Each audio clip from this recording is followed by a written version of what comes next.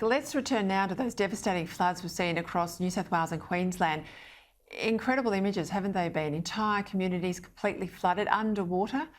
As much as 500,000 people in New South Wales told to evacuate in recent hours. For the past couple of days, as you know, we've crossed to Sky News reporter Kenny Heatley, who's done a magnificent job on the ground, keeping us across the impact in these communities. But tonight I want to look at the aftermath of these floods. What happens next? How do people go about picking up their lives again, rebuilding their homes and businesses?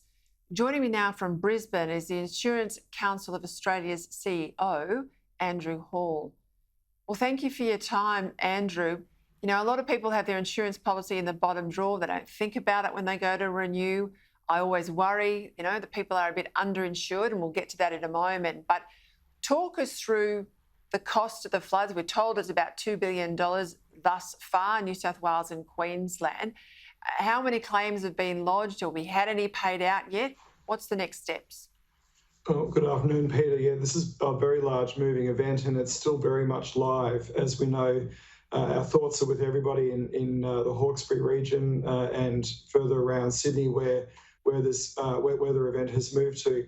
To date, we've received around 60,000 claims for insurance, but that number is increasing by 25% every day.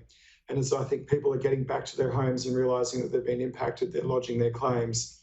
We were estimated today the cost is sitting at around $900 million. But when you think about last year when there was the floods in the Hawkesbury and Port Macquarie, the total cost there was $900 million. So this event has stretched from Maryborough in the north of Brisbane all the way down now to the Sydney Basin and going even further into the Illawarra in the south coast. So it is a very large event, and it's not over.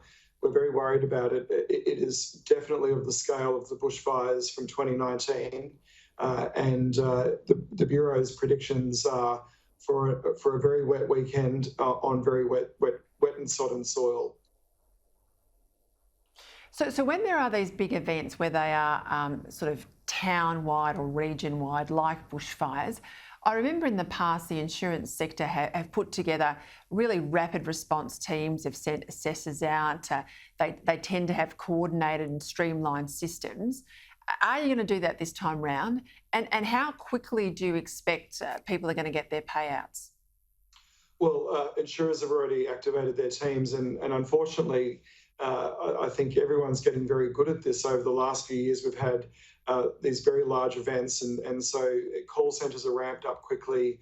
And thank goodness the state borders are open, because we've been able to move assessors from down south up north, and they've already hit the ground. Although even today in Brisbane, there was a setback with the wild weather that again swept into Brisbane this morning.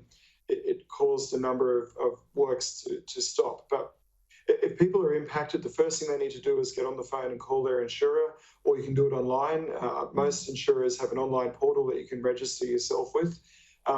There is a various stages to the claims process, but you know, if all of your food has been spoiled in the fridge, you need money straight away for school uniforms and new food. And if your policy has it involved in that, you can get your payout fairly quickly. ASIC suspended the rules around those sort of cash settlements, so that means insurers can work rather quickly doing that. Help short-term accommodation if you need to be put into a motel, and then in longer-term accommodation. These are all the things that your policy may cover. So that process is underway, and insurers are using a lot of assessors. This event is so large, though, there will be a demand on resources.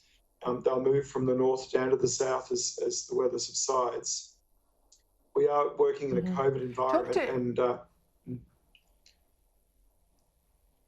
that's a good point to remind people. I think social distancing is the least of their worries at the moment. Talk to me about the issue of underinsurance and no insurance. What's the percentage of people ordinarily who have no insurance at all in these circumstances?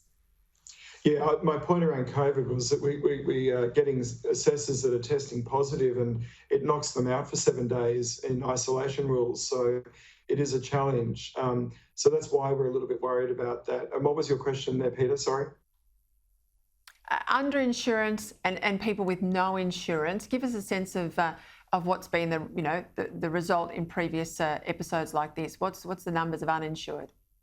Well, it's very hard to work out the numbers of uninsured because we can't access that data for privacy reasons. We know who is insured, but when the question of underinsurance arises, that's a very serious one, and we see it play out with people that they insured the sum of their home for what they bought it for maybe 20 years ago, and haven't sat down and thought about, well, if it was totally destroyed, if something happened, what would be the cost of replacing it and rebuilding it?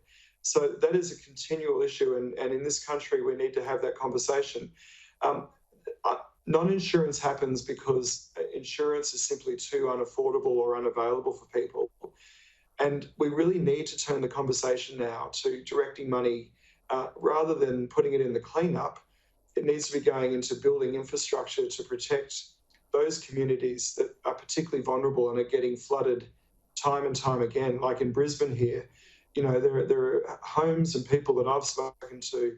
For them, it's the third time they've gone under now in 10 years. And really, it's the definition of insanity, letting them go back to these homes and then just assuming that for some reason or another, they're not going to be flooded again. All right, Andrew Hall, I'll get you back on down the track once we get through this immediate crisis, because I think particularly in an election year, that is the conversation we need to have about these broader insurance policy issues. And I know particularly in far north and North Queensland, people have a lot of trouble getting natural disaster insurance. So I'll come back to that. Thank you for your time.